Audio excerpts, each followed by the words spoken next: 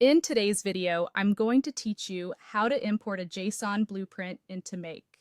If you've received a ready-made automation as a JSON file, importing it as a blueprint is the fastest way to get up and running without rebuilding anything from scratch. I'll walk you through the exact clicks and also share a few tips so everything goes smoothly on your first try. First, open Make.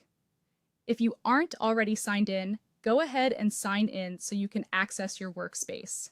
Give the page a moment to load. Make's dashboard can show a lot of data if you work with multiple projects, so a short pause here is normal. Next, head to Scenarios. You'll find this in the main navigation. Scenarios are the automations you design and run inside Make, and this is where you'll manage anything you import. Opening the Scenarios area ensures the new content lands in the right place, inside your current team or organization. Now click the plus Create Scenario button. This opens a fresh, empty canvas. Even though we're importing a blueprint, starting from a new scenario gives you the editor view where the import option lives and where your modules will appear once the file is processed. Look to the top right of the editor and click the three dots, the vertical menu icon. This is the More Options menu for the scenario editor. If you don't see it immediately, make sure your window is maximized or zoomed to 100% so the icon isn't hidden.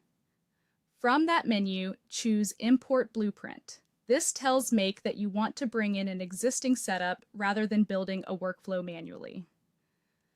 Blueprints are structured representations of the scenario, including modules and connections, and Make reads them directly from JSON.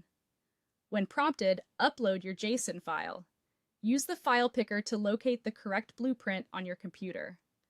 Double-check the file extension is .json and that you're selecting the final blueprint, not a compressed archive.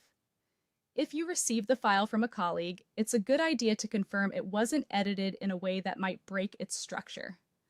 After the import completes and your modules appear on the canvas, click Save. Saving immediately locks in the imported layout so you don't lose any changes if you navigate away. At this point, review the canvas visually to make sure everything looks as expected. If you see warnings, but they usually mean you'll need to reconnect apps or fill in credentials later, which is common after imports and not a sign of a bad file. That's it. Your blueprint is now in Make and saved for use. Thanks for watching and happy building.